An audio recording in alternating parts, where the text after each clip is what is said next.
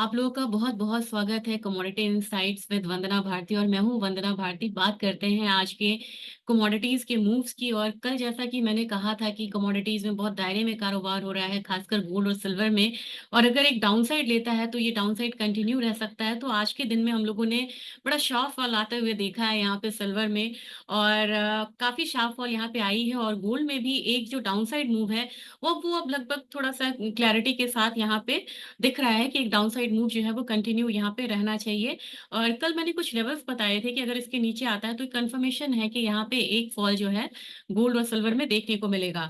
तो सिल्वर ने तो बहुत स्ट्रॉन्ग एक फॉल दिया है, मोर देन 1300 पॉइंट्स का यहाँ पे एक फॉल आया है और डेटा की बात वहाँ पे हो रही थी तो कल भी ड्यूरेबल गुड्स डेटा था यहाँ पे और कंज्यूमर कॉन्फिडेंस डेटा था यहाँ पे और काफ़ी बढ़िया डेटा आया। आज के दिन में अगर ट्रिगर्स की बात करेंगे तो बहुत मेजर डेटा नहीं है। आज यहाँ पे है क्रूड ऑयल की इन्वेंट्री का डेटा जिसमें कि इन्वेंट्री में फर्दर यहाँ पे फॉल है।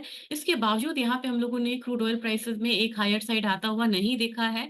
कल काफ़ी क्वेरीज थी क्रूड में और उन्होंने कहा कि क्रूड ऑयल में 6400 प्राइसेस आए हैं तो अब नेक्स्ट यहाँ पे क्या लग रहा है? मैं कहूँगी कि आज भी यहाँ पे क्रूड ऑयल का इन्वेंट्री यहाँ पे डाउन आने वाला है।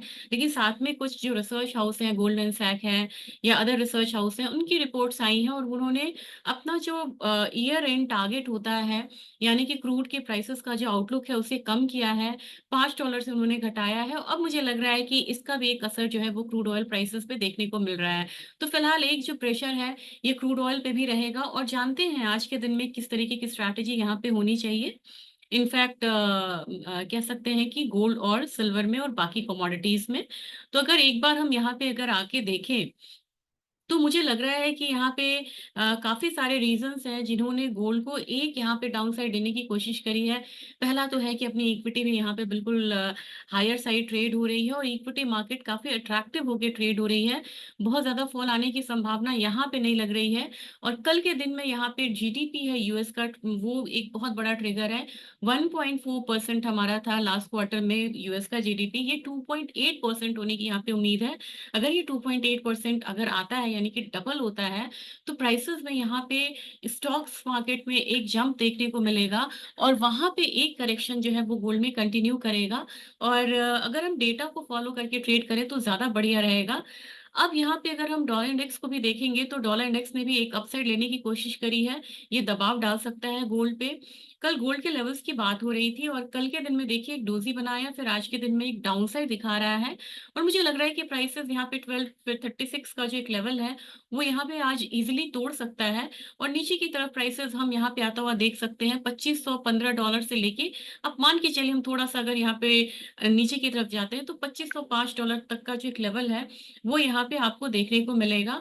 तो मेरे ख़्याल से यहाँ पे करेक्शन साइड में हम रहें और ये करेक्शन थोड़ा-सा डीप होता हुआ दिख सकता है इवनिंग ट्रेडिंग सेशन में और मुझे लग रहा है कि ओवरऑल एक बार यहाँ पे 518 ₹520 तक का जो एक भाव है, वो आता हुआ दिखेगा इमीडिएट। अगर ओवरऑल देखा जाए तो $2500 का जो एक बेस है, वो यहाँ पे गोल्ड बना सकता है।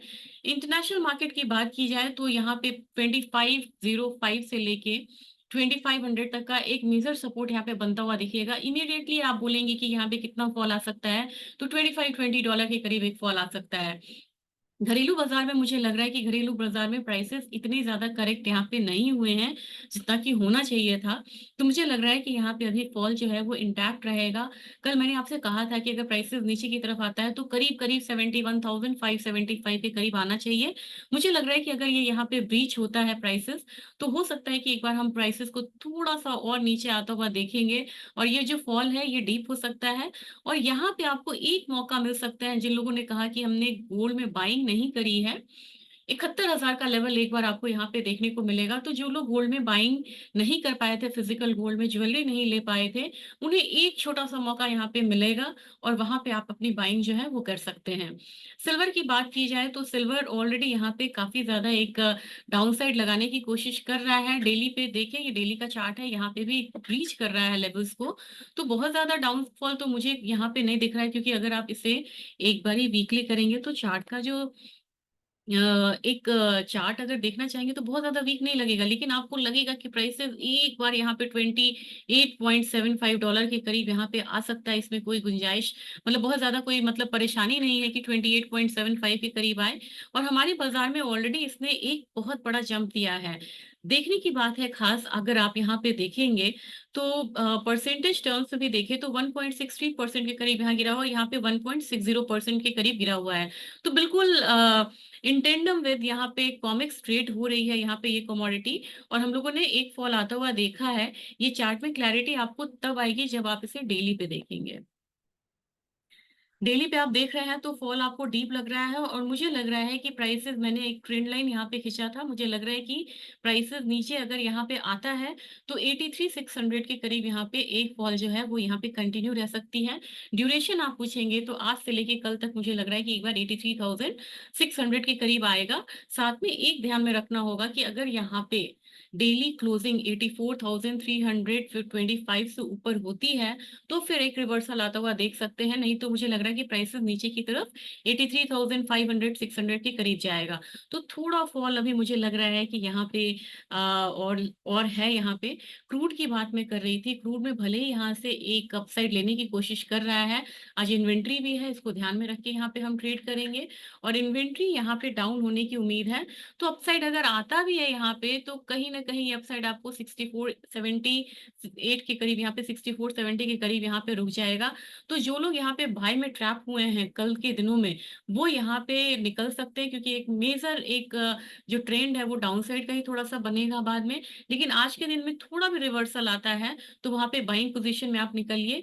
अब सेलिंग अगर आती है तो आपको सेलिंग कहाँ से करना है? अगर ये 63.35 से नीचे ट्रेड करता है तो ही आप सेलिंग करें। और आपका जो नेक्स्ट टारगेट होगा वो करीब करीब 62.80 का होगा।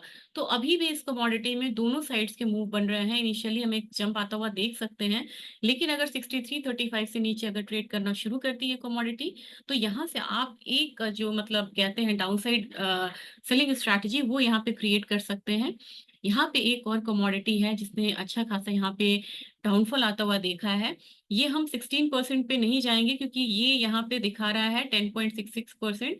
ये दो कॉन्ट्रैक्ट का गैप है और काफी ज्यादा स्टीप कंटांगो में ये ट्रेड हो रहा है। कंटांगो का मतलब मैं बता दूं कि करंट मंथ जो है वो फार मंथ से कम पे ट्रेड हो रहा है, यानी कि फार मंथ जो है वो महंगा है।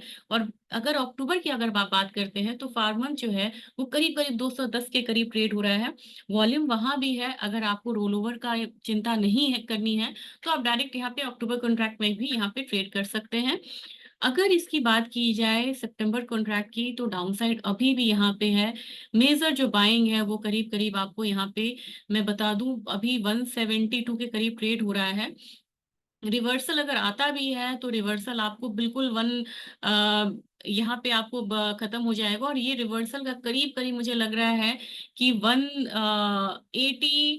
185 वाला जो रेंज रहेगा वहां पे जाके आज के दिन इसका जो अपसाइड है थोड़ा सा अगर आता भी है तो वो रुक जाएगा। और नहीं तो अगर हम बात करें कि यहाँ पे क्या मेजर यहाँ पे एक बेस लेगा ये कमोडिटी, कहाँ पे मेजर सपोर्ट देगा, वो लेवल्स यहाँ पे 160 के करीब का है।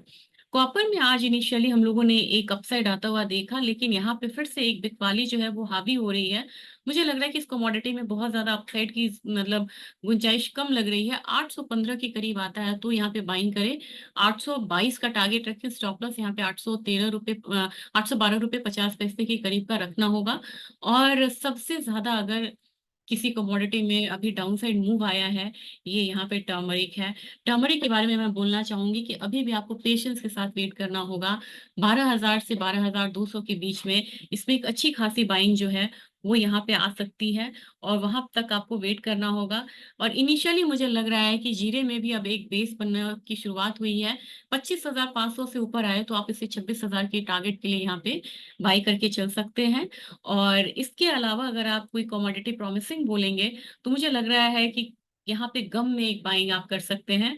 गम में मुझे लग रहा है कि अगर आप बाइंग करते भी हैं, तो 10,450 के करीब करिए, जो अपसाइड टारगेट होगा, वो करीब-करीब आपको यहाँ पे 10,800 से 10,900 का होगा।